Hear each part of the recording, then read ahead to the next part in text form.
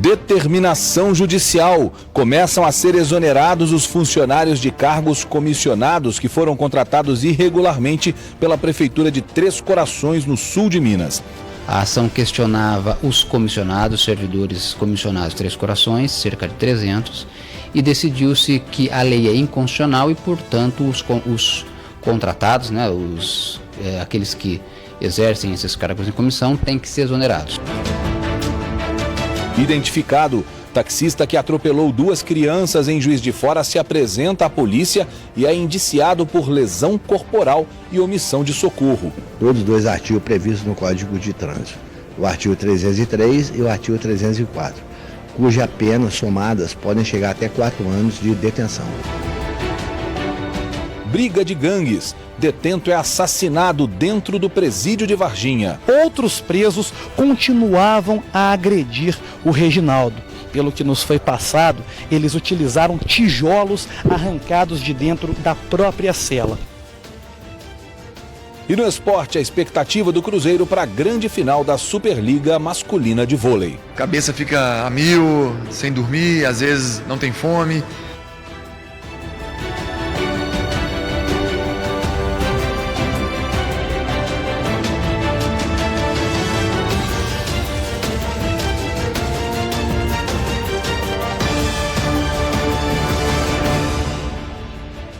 Olá, boa noite para você. A gente abre o Mais Notícias desta sexta-feira mostrando que começou a ser cumprida em Três Corações a decisão da Justiça que determina a exoneração de 350 funcionários da Prefeitura que ocupam cargos comissionados. 50 funcionários já foram demitidos e outros 300 devem sair até o final deste ano. Segundo o Ministério Público, as contratações foram feitas de maneira irregular. Os 50 funcionários comissionados foram exonerados no mesmo dia. Houve uma ação do Ministério Público no Tribunal de Justiça, uma ação declaratória de inconstitucionalidade. Foi julgada procedente já há algum tempo. A Prefeitura conseguiu um prazo de exonerações. A ação questionava os comissionados, servidores comissionados Três Corações, cerca de 300, e decidiu-se que a lei é inconstitucional e, portanto, os contratados, aqueles que exercem esses cargos em comissão, têm que ser exonerados. Segundo o promotor de justiça, outros 300 funcionários devem ser exonerados ao longo do ano. As demissões são definidas em um cronograma elaborado pelo Ministério Público e a Prefeitura de Três Corações, no sul de Minas. Em junho do ano passado, por orientação do Ministério Público, cerca de 150 pessoas já haviam sido demitidas. A gente tem que acompanhar por dever de ofício o cumprimento do acórdão e as exonerações todas, para informar e eventualmente até ajuizar uma nova medida se for preciso. A sentença para que as demissões acontecessem saiu em dezembro do ano passado, mas a Prefeitura pediu um prazo para fazer as exonerações. Isso chama modulação dos efeitos da sentença. Ele conseguiu um prazo de 1 ano, salvo engano, para que as exonerações sejam levadas a efeito, para que as exonerações todas ocorram. O problema está em uma lei municipal de 2015. Ela permite a contratação de funcionários sem concurso público para alguns cargos. A atribuição do cargo descrito pela lei não é de direção, chefia e assessoramento como deveria ser. A lei traz funções, traz trabalho, traz atividades de mera rotina, de mero expediente, que devem ser feitos por servidores concursados. E os problemas envolvendo a contratação de funcionários da Prefeitura não param por aí. O inquérito civil está em andamento e apura ilegalidades nos contratos temporários. Segundo o promotor, trechos da lei orgânica são contra a Constituição. Um exemplo seria os contratos destes funcionários que são renovados por diversas vezes. Neste caso, seria necessário um concurso público. A lei que define as contratações temporárias tem hipóteses que contrariam a Constituição estadual e a Constituição federal. Por isso, também deve haver uma reforma, deve haver providências tanto do Ministério Público quanto da administração pública, para que as pessoas com contratos ilegais sejam exoneradas e novas sejam contratadas dentro de um parâmetro de razoabilidade e já com base em lei constitucional. Ainda de acordo com o promotor, na prefeitura existem mais pessoas contratadas do que efetivadas. O Ministério Público quer que apenas 30% da folha seja preenchida com funcionários não concursados. Possivelmente haverá um novo concurso público, há uma sinalização positiva nesse sentido. Também há a necessidade de reformar a legislação municipal em relação aos servidores comissionados, para que outros possam ser contratados sem o vício na lei atual. Pelas ruas da cidade, os moradores estão preocupados com as exonerações. Isso é um erro muito grande, né? Antes de contratar, eles tinham que fazer mais uma pesquisa para ver se está certo ou não, né? Irresponsabilidade do prefeito.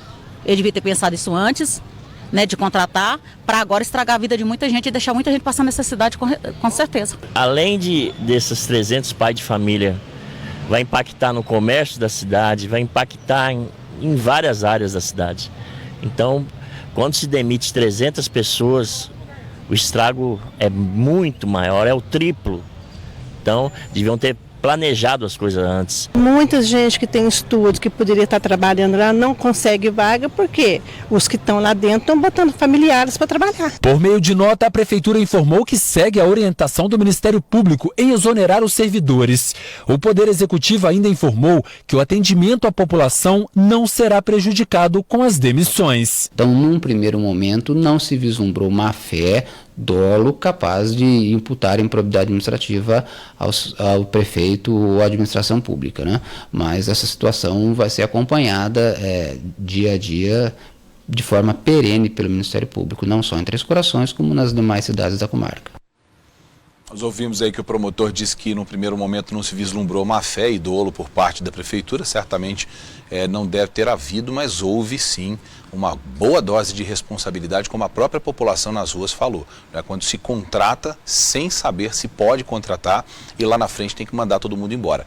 350 pais de família na rua é um problema sim para o comércio da cidade, é um problema para a cidade, uma cidade de 80 mil habitantes, vai sentir isso no comércio, vai sentir isso no dia a dia e as pessoas vão ter que se virar depois como podem para arrumar emprego numa situação financeira do país que já não está fácil. Nós tentamos ouvir mais uma vez o prefeito, a prefeitura, nos colocamos à disposição, mas como sempre a Prefeitura de Três Corações preferiu se pronunciar por meio de nota. O governo de Minas Gerais anunciou a escala de pagamento dos salários dos servidores estaduais. Os critérios adotados serão em até 3 parcelas, como nos meses anteriores. Servidores com salário de até R$ 3.000 líquidos recebem o valor integralmente no dia 16 de maio. Quem tem o salário em até R$ 6.000 líquidos vai receber uma parcela de R$ 3.000 no dia 16 de maio e o restante em 25 do mesmo mês. Quem recebe acima de R$ 6.000 líquidos vai receber R$ 3.000 no dia 16 de maio, R$ 3.000 no dia 25 e o restante somente no dia 30 de maio. Foi assinada hoje em Varginha um convênio entre a Prefeitura da cidade, a Associação dos Municípios da Microrregião do Baixo Sapucaí e a Ceasa Minas. A intenção é estudar a viabilidade de uma central de abastecimento na cidade de Varginha. Várias autoridades participaram do encontro na cidade universitária do Unis. Durante o evento, além da assinatura do convênio, o prefeito de Varginha, Antônio Silva, assinou a cessão de um terreno no distrito industrial para a construção da Ceasa. Esse convênio é apenas um primário, né?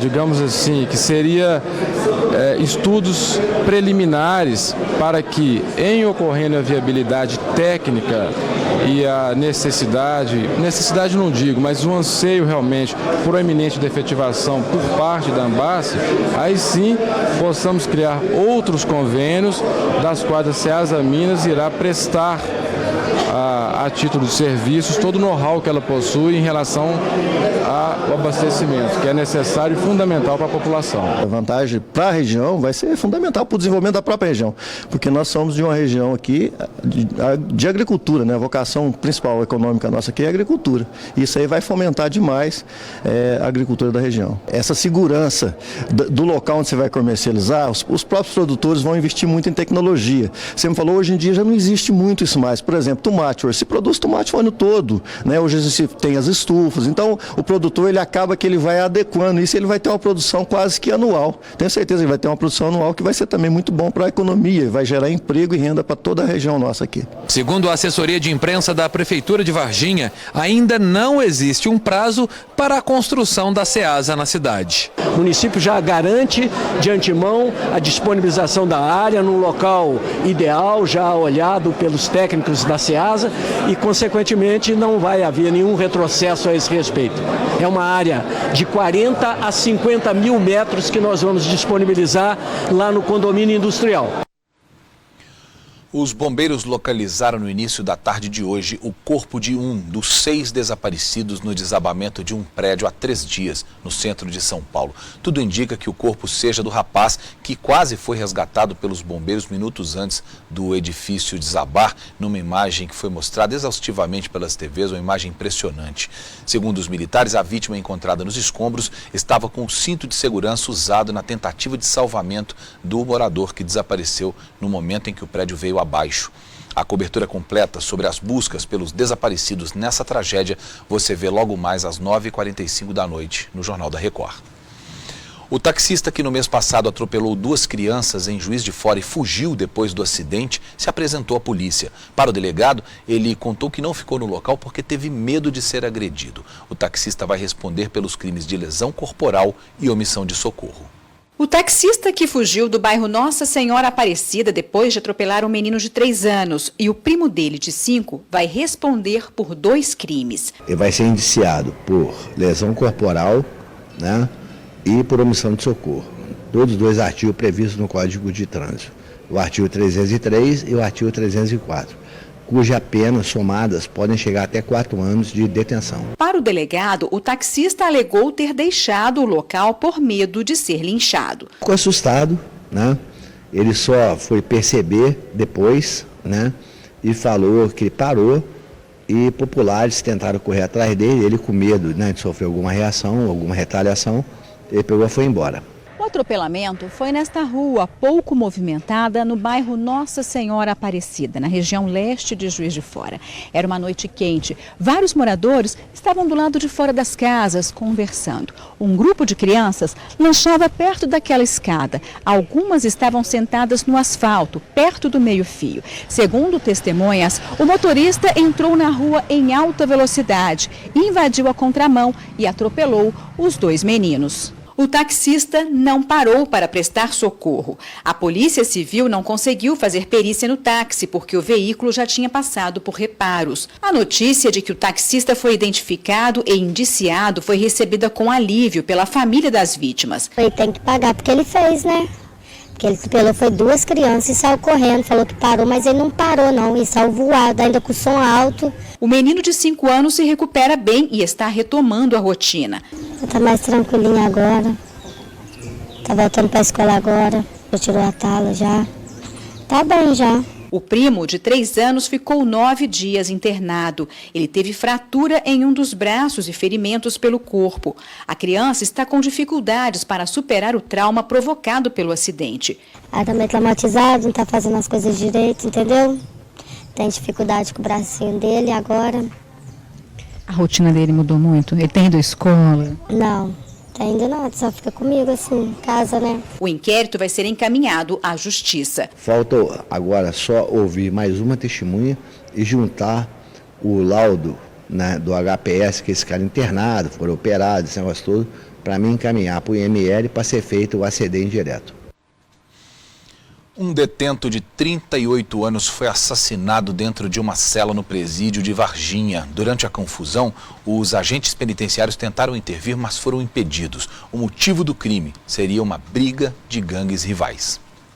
Pessoas que moram próximas ao presídio de Varginha não quiseram falar sobre o caso. A maioria preferiu dizer que não ouviu nem notou qualquer movimentação estranha. Mas dentro da unidade, o clima foi tenso durante a madrugada. Uma briga entre presos terminou com a morte de Reginaldo Pereira da Silva, conhecido como Nadinho, de 38 anos. O crime teria sido motivado porque Nadinho pertence a uma facção criminosa rival a de outros detentos e também em represália à morte de Tiago de Paula Vitor, conhecido como Gordinho, em agosto de 2013, na cidade de Alfenas. Durante toda a manhã, houve movimentação intensa de viaturas da Polícia Civil e do sistema prisional. Familiares de presos, assustados com a notícia, foram até a porta do presídio em busca de informações. 2 filhos aí detidos, certo? Inclusive um tá de alvará para estar saindo. E eu tô aí na maior preocupação, porque a gente não sabe o que tá acontecendo lá dentro, entendeu?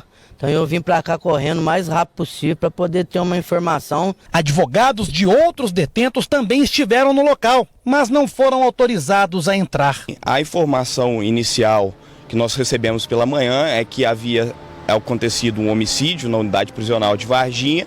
Em razão disto, nós estamos deslocando aqui para a unidade para ter mais informações acerca da vítima e até mesmo aí sobre quem seriam os supostos autores ou o suposto autor deste crime.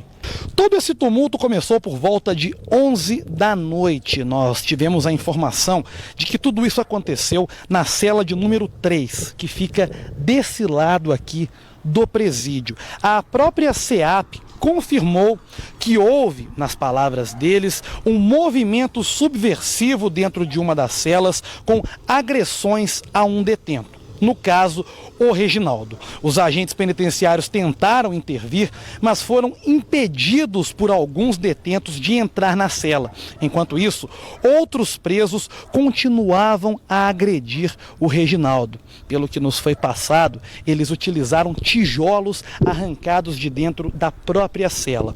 Quando os agentes finalmente conseguiram entrar, já não havia mais nada a ser feito em relação ao preso agredido. Coube a eles, então, tentar acalmar os ânimos e reestabelecer a ordem no local. A polícia militar foi chamada para dar apoio. De acordo com a PM, os detentos gritavam e batiam nas grades a fim de distrair os agentes prisionais enquanto o Reginaldo era agredido. O corpo da vítima foi recolhido pela funerária municipal. De acordo com uma nota oficial emitida pela Secretaria de Estado de Administração Prisional, a SEAP, a ação foi pontual em uma única cela e não um motim em todo o presídio como chegou a ser divulgado. Um procedimento administrativo disciplinar foi aberto para apurar os fatos e todos os presos da cela serão ouvidos pela Polícia Civil. Reginaldo era muito conhecido por ser um traficante na região de Alfenas. Além de vender drogas, ele já tinha passagens por porte ilegal de armas e ameaça. Nadinho também foi acusado de colocar fogo em uma viatura da SEAP. Uma madeireira pegou fogo hoje de manhã em Montes Claros. O depósito ficou praticamente destruído. Nas imagens feitas por moradores, mostram as chamas e uma grande quantidade de fumaça. Logo em seguida, chega uma viatura do Corpo de Bombeiros.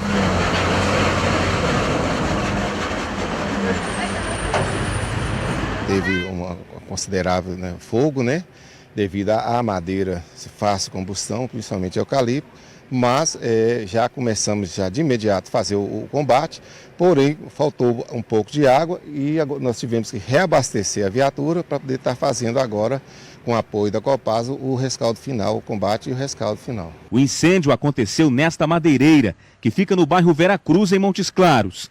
Foi o senhor João que gravou os vídeos. Saí de manhã por volta de 6h20 e percebi fumaça, mas era quantidade pequena, que demorou até a ficha cair, pensando que fosse um incêndio da proporção que acabou chegando. Mas há poucos minutos depois, quando a gente observamos, da minha parte fiz chamar logo o bombeiro. As causas do incêndio ainda não foram divulgadas pelo Corpo de Bombeiros, mas a suspeita é que o foco do incêndio tenha começado lá no fundo da empresa. As chamas logo se propagaram, tomaram conta aqui desse muro e atingiram inclusive aquela casa ali do lado. O susto foi imenso, porque a gente acorda, está dormindo, de repente você acorda com uma fumaça já tomando conta da sua casa. Depois de algumas horas, a mulher ainda voltou no imóvel para resgatar a cachorrinha. Não quer que entre, mas eu entrei e achei minha cachorra. Fui muito feliz, porque eu estava chorando muito, não é tanto caso. Não tem problema não.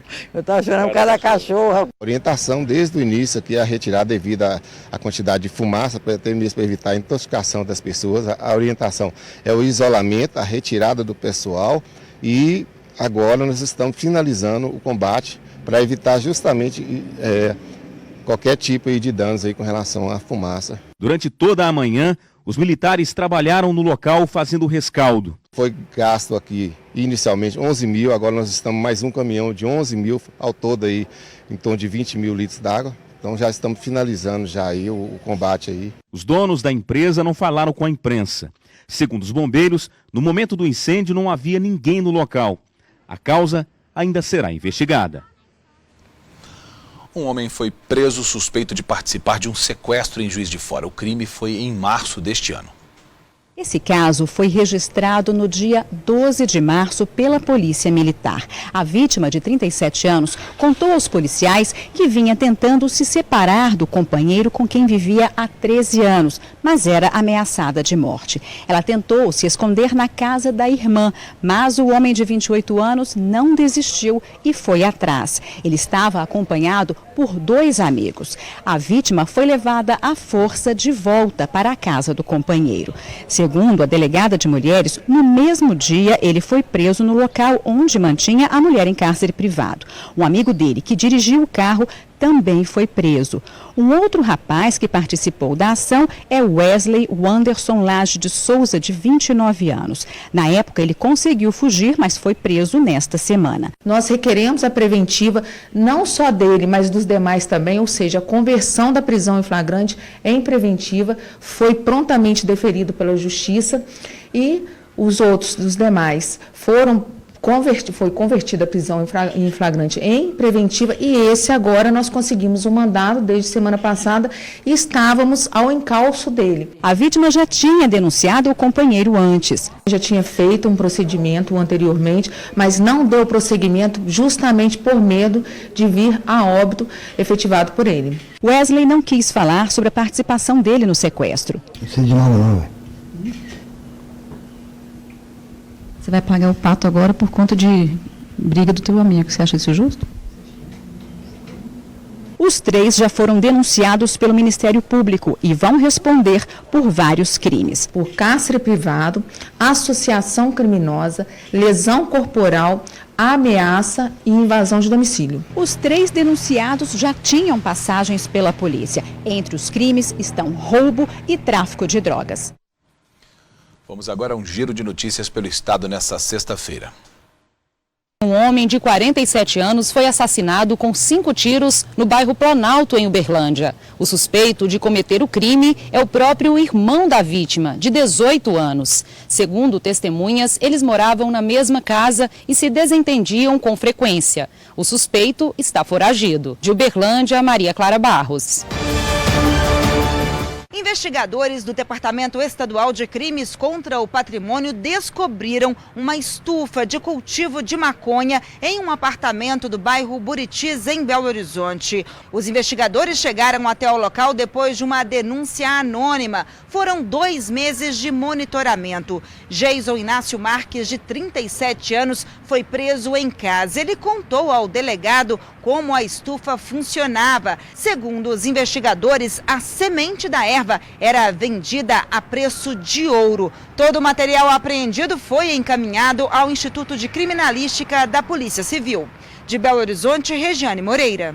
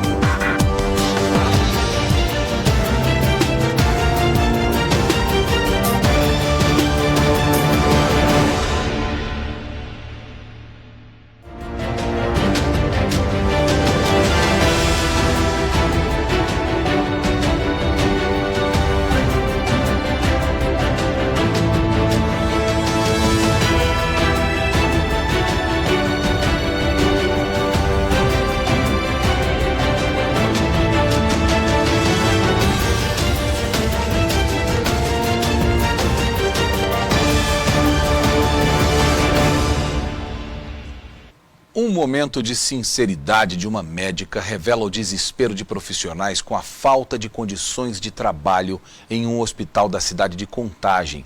Os pacientes esperam por cirurgias porque faltam luvas na unidade de saúde. Jorge quebrou a perna e espera por uma cirurgia há 15 dias, mas falta material para ele ser operado. Sei que os funcionários do hospital eles não têm culpa, mas tá difícil. Com uma câmera escondida, nossa produtora mostra que além dele, há outras 3 pessoas na mesma situação, só nesta enfermaria do Hospital Municipal de Contagem, região metropolitana de Belo Horizonte. Foi neste hospital que no último fim de semana, o familiar de um paciente gravou um relato surpreendente de uma médica do plantão.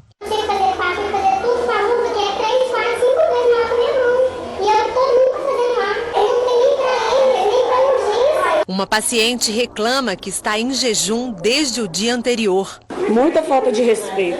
A médica resume a situação do hospital. Quando estivemos no hospital, não encontramos a médica que enfrentou as dificuldades durante um parto.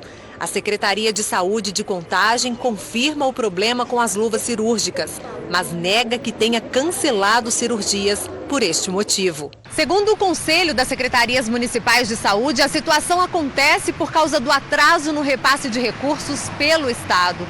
Só aqui em Contagem são 90 milhões de reais que não chegaram desde dezembro do ano passado. As outras cidades de Minas esperam pela liberação de cerca de 3 bilhões e 700 milhões de reais atrasados. A Secretaria Estadual da Saúde diz que assumiu a pasta com déficit de quase 8 bilhões de reais. Para quem espera, a dor física parece aumentar com a angústia por uma solução que não chega. Estou aguardando a cirurgia, mas foi cancelada por falta de material.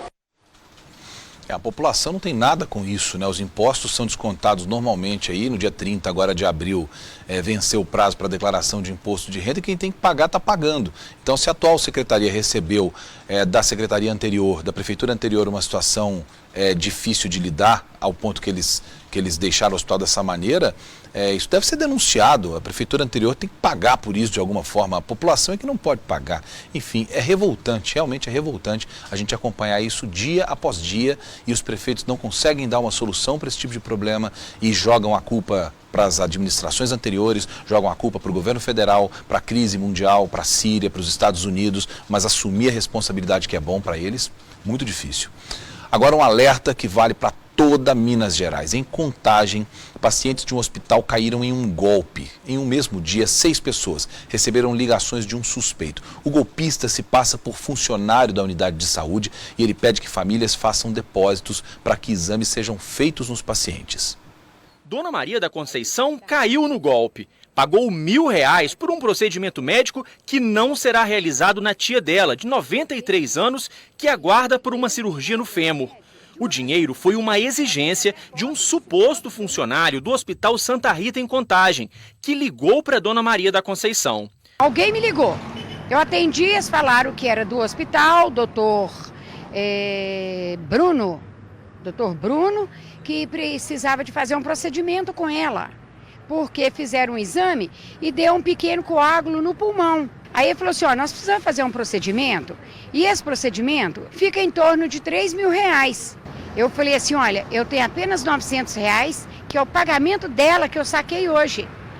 Aí ele falou assim, o senhor não consegue arrumar menos mais R$100? Eu falei assim, 100 é mais fácil. Somente nesta quinta-feira, 6 pessoas que têm parentes internados na UTI do hospital receberam a mesma ligação. O golpista pediu R$2.800 a este empresário para um procedimento no pai dele. Deu nome completo, toda a questão da doença dele, de realmente o que ele tem, até qual o plano de saúde que ele tinha e colocou que ele teria que fazer um exame, que esse plano não cobriria. Na verdade, que o plano cobriria, porém, só segunda-feira. E ele precisava fazer esse exame com muita urgência, pelo quadro do meu pai ter agravado muito. Desconfiado, o empresário não fez o depósito e gravou um trecho da conversa entre a própria esposa e o golpista. Ela vai chegar nela, ela vai acompanhar a senhora até a minha sala para que a família entregue as documentações e o comprovante do pagamento somente nas minhas mãos.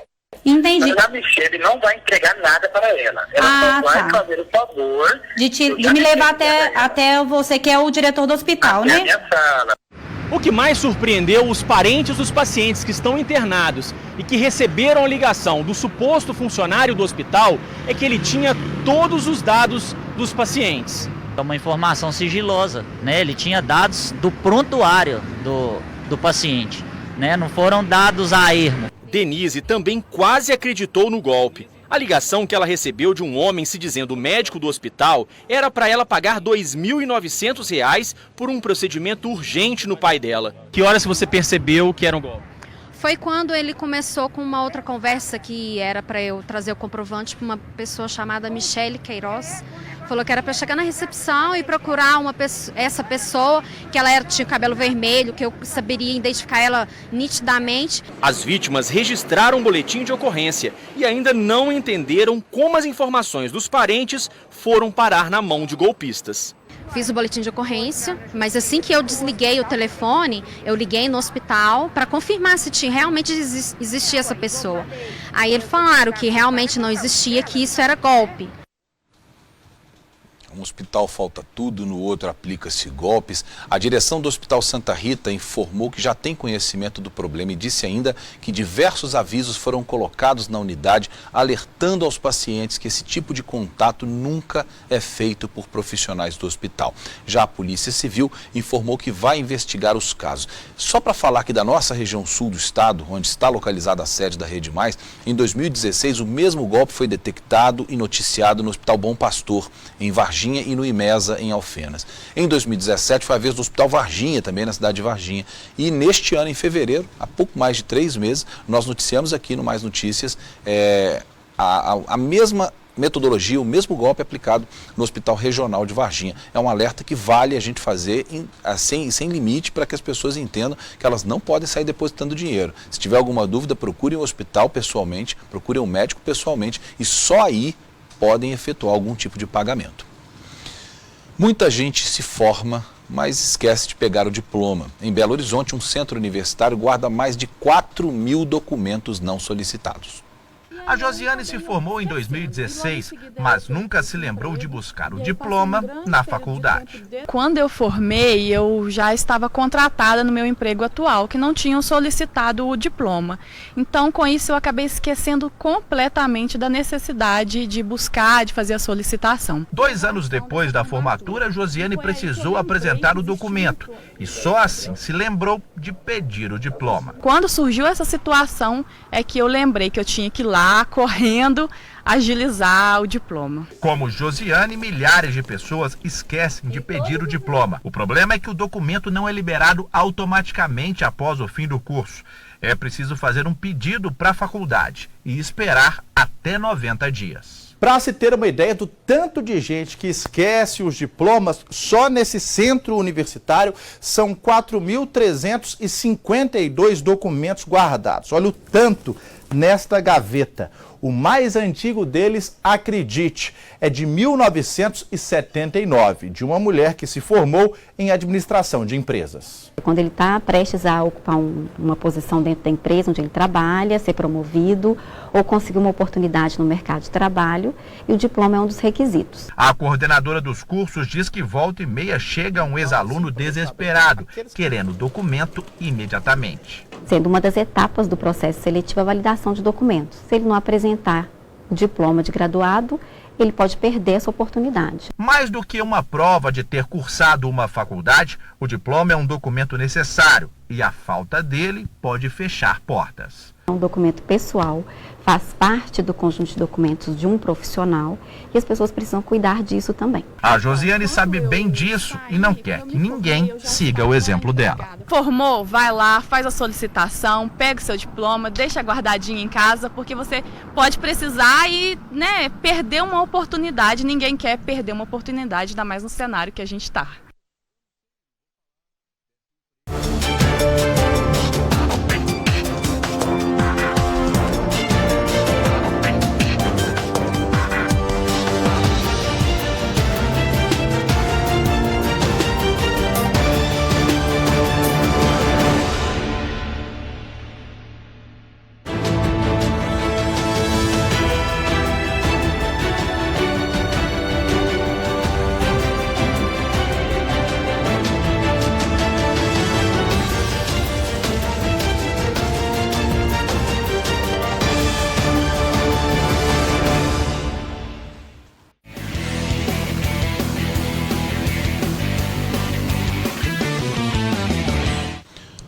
O Boa Esporte anunciou hoje à tarde a saída do treinador Sidney Moraes e do coordenador técnico Nedo Xavier. O time de Varginha perdeu as 4 primeiras rodadas da Série B do Campeonato Brasileiro e é o lanterna da competição. Sidney assumiu o clube no final do ano passado, quando Nedo Xavier deixou o comando do Boa Esporte, assumindo a coordenação técnica. Essa foi a segunda passagem de Sidney pelo Boa, totalizando mais de 100 jogos. Na próxima semana, um novo treinador deve ser anunciado. Nesse fim de semana tem rodada completa do Campeonato Brasileiro. Além disso, tem a final do Módulo 2 do Mineiro. A partida decisiva entre Tupinambás de Juiz de Fora e Guarani será amanhã, às 3 da tarde, em Divinópolis. No primeiro jogo da final, o Baeta perdeu por 1-0 e precisa vencer por 2 gols de diferença para ficar com o título. Pela Série D do Brasileiro, a Caldense joga amanhã, às 7 da noite, em Lins, contra a Linense. Pela Série C, o Tombense joga em casa, amanhã, às 3h30 da tarde, contra o Bragantino. Já o Tupi pega o Cuiabá, no Mato Grosso, às 5 da tarde. Pela elite do futebol nacional, amanhã tem 2 jogos. O América enfrenta o Vasco, às 7 da noite, em São Januário. No mesmo horário, o Galo joga contra o São Paulo, no Morumbi. No domingo, às 11 da manhã, tem Corinthians e Ceará, em São Paulo. Às 4 da tarde, tem 4 jogos. O Cruzeiro recebe o Botafogo no Mineirão. Na Arena da Baixada tem Atlético Paranaense e Palmeiras. O Vitória enfrenta o Fluminense no Barradão. E o Flamengo joga no Maracanã contra o Internacional. Às 7 da noite, o Grêmio encara o Santos em Porto Alegre e o Sport recebe o Bahia na Ilha do Retiro. Fechando a rodada na segunda-feira, Chapecoense e Paraná se enfrentam às 8 da noite em Chapecó. O assunto agora é vôlei. O Sada Cruzeiro sonha com o 6º título da Superliga Masculina e enfrenta neste domingo os paulistas do SESI no Mineirinho. As duas equipes treinaram hoje de manhã no ginásio em Belo Horizonte. No primeiro jogo da final contra o SESI, o Cruzeiro se deu melhor, venceu por 3-2 num duelo apertado. E agora pode conquistar o hexacampeonato aqui no Mineirinho, onde vai contar com o apoio da torcida. Ao time mineiro, basta uma vitória por qualquer placar para confirmar mais um caneco. O friozinho na barriga eu não falo, porque a gente trabalha o ano inteiro para isso, né? Dá sim uma vontade maior de chegar logo o dia, né? O dia da partida, a hora da partida, a gente começar a jogar logo e decidir o que vai ser. A expectativa de uma final sempre é muito quente, muito... cabeça fica a mil, sem dormir, às vezes não tem fome. Mas eu acho que isso tem que ser controlado, né? Não pode ser muito acima. Agora o mais legal de tudo é que teu filhinho fez um desenho, né? Inclusive você segurando o troféu, a taça. Como é que foi? Qual foi tua reação na hora que você viu um desenho daquele? Ele fez durante um treinamento e ele levou isso para dentro da academia, onde estavam todos. E o Isaac, o Simões pegaram e falaram, nossa, olha aqui, já o papai levantando a taça, enfim. Estou muito suspeito de falar, mas muito bacana, tem energia total aí para essa final. Uma iniciativa montada dentro do Museu Histórico de Poços de Caldas traz debates e muita literatura aos visitantes. Um dos temas que está sendo discutido é a prisão e a opressão das mulheres. O projeto Casa Filos faz parte da programação da 13ª edição da Flipossos, que termina no próximo domingo. O projeto foi montado dentro do Museu Histórico de Poços de Caldas. Essa é a primeira vez que a revista literária Filos é realizada no local. É a primeira vez da Filos em formato casa, né? A escolha do Flipossos. O Flipossos é um dos maiores festivais de literatura da América Latina, então é um gosto estar fazendo essa estreia. E porque o Flipossos traz o tema literatura e outros saberes, né? Que são esses universos que a Filos mergulha. A gente trabalha pela democratização e expansão da literatura e das artes como forma de conhecimento. O projeto nasceu da paixão pela literatura desse biomédico, que resolveu desenvolver a revista depois de participar de um festival literário. Eu participava de uma festa literária, sou de Pernambuco, de Recife, do Fliporto. E lá no Fliporto, assistindo uma mesa como espectador sobre revistas literárias, veio a ideia de fazer uma revista que falasse sobre a democratização e a expansão do conhecimento da literatura, das artes. Depois das primeiras edições, Jorge decidiu levar a revista até os leitores em forma de debates. A Casa Filos, ela surge da necessidade de tirar o diálogo da revista digital e da revista impressa e levar para outros moldes, para que a voz daquelas pessoas que publicavam, que escreviam conosco, pudessem ser reverberadas. No primeiro dia, o tema foi as prisões e opressões sofridas pelas mulheres. A gente tem uma sociedade muito machista ainda, né, e misógina também. Então a gente tenta trabalhar para que isso não aconteça, né? Eu acho que a gente vive hoje uma era mais consciente, né? A sociedade, ela impõe alguns papéis que a gente precisa exercer, só que a gente tem que lembrar que enquanto mulheres a gente pode fazer o que a gente quiser. Júlia é a mais nova das mediadoras. Com apenas 17 anos, ela já escreveu 2 livros. No último, ela fala das dificuldades que uma adolescente enfrenta nessa fase da vida. Além de tudo, um caminho para os pais, porque muitas vezes é difícil enxergar no seu filho o que ele está passando.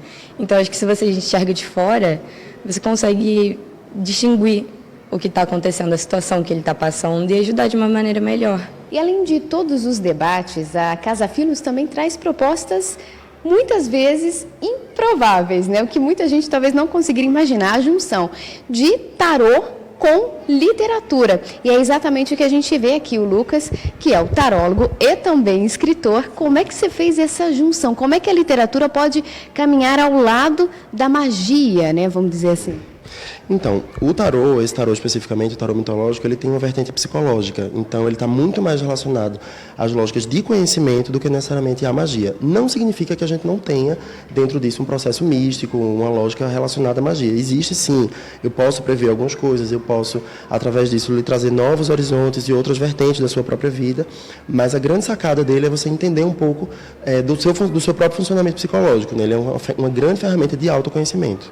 A pessoa sai daqui com uma poesia, vamos dizer assim, imaginando um novo futuro.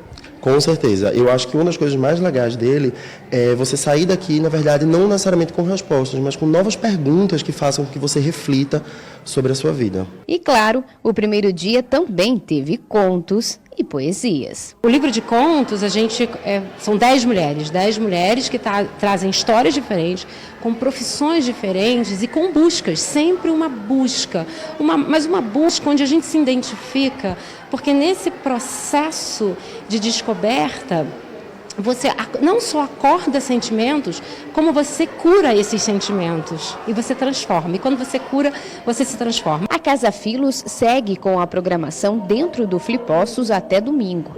Cada dia um assunto diferente, debatido e mediado por profissionais da área e escritores. A entrada é de graça. Bom, e hoje é sexta-feira, dia de programar e se programar para as baladas do fim de semana. Quem já está aqui comigo, Larissa de Oliveira, que vai trazer para a gente todas as informações, as novidades do que tem para fazer no fim de semana. Tem muita coisa, né, Larissa? Boa noite. Boa noite, Luiz. Boa noite a todos de casa. É isso aí. Tem sertanejo, forró e teatro para adultos e crianças. Amanhã em Varginha tem boteco universitário a partir de 5 da tarde no Bendito Gole. Entre as atrações, DJ Homero Ávila, Alan Sayer, Myron Ribeiro. Falou nós dois juntos sem ter hora pra acabar, na cama bagunçada sem ninguém pra atrapalhar. E Beats S.A. Domingo tem Nani People com seu novo show Tsunami Turbinado, às 8h30 da noite, no Teatro Capitólio, também em Varginha. A humorista fará a única apresentação. Já no norte de Minas, a banda Fala Mansa vai animar o Parque de Exposições de Montes Claros amanhã. Você é a minha cara, sem você meu mundo para. O amor é coisa rara, joia rara. Também se apresentam as bandas República Casa Nossa e Mulherada Botequeira. O show está marcado para as 8 da noite. Na Zona da Mata, de hoje até domingo, tem a 39ª Exposição Agropecuária de Maripá. São 3 dias de shows na Praça Central, com Thiago Brava. Me deixa ser seu homem e venha ser uma mulher pra mim. Júnior e Gustavo. Eu ainda sinto a falta de você aqui a garrafa. E Henrique e Ricardo. A entrada é franca e ainda tem torneio leiteiro. Para a criançada, amanhã tem show do Bita no Cine Teatro Central em Juiz de Fora, às 5 da tarde, com o espetáculo Nosso Mundo da Imaginação. E Como destaque do fim de semana tem a atriz, apresentadora, repórter e humorista Nani People. Ela que trabalhou até pouco tempo no programa da apresentadora Xuxa Meneghel, aqui na Record TV, segue a carreira como atriz e humorista. Nani nasceu em 1965 na cidade de Machado, no sul de Minas, e cresceu em Poços de Caldas. Então, reforçando, para quem no domingo estiver em Varginha, tem Nani People às 8h30 da noite no Teatro Capitólio. Bom, ela é engraçadíssima, né? Ela já chegou a ser cotada como a nova Dercy, porque ela é muito desbocada, muito espontânea, né? Eu gosto muito do jeitão dela, autêntico de ser. É legal demais. Eu achava que ela era de Poços de Caldas mesmo, que ela era nascida em Poços de Caldas. O pessoal de lá tem muito carinho por ela, né? É apaixonada pela cidade, mas nasceu mesmo em Machado. Agora, tem a opção de musical infantil em Juiz de Fora, né? Que a gente viu aí. Tem sim, é uma ótima oportunidade para a diversão das crianças. O personagem principal da peça é o Bita. Ele acompanha a criançada nos momentos de aprendizado, brinca junto, toca instrumentos, canta e dança, estimulando o desenvolvimento com muita simpatia. Cultura é sempre muito bom, né, Luiz? É sempre muito bom, principalmente para criança, né? Começar desde cedinho, se acostumar a receber coisa boa da cultura. Com certeza, é muito bom. Eu mesma adoro teatro.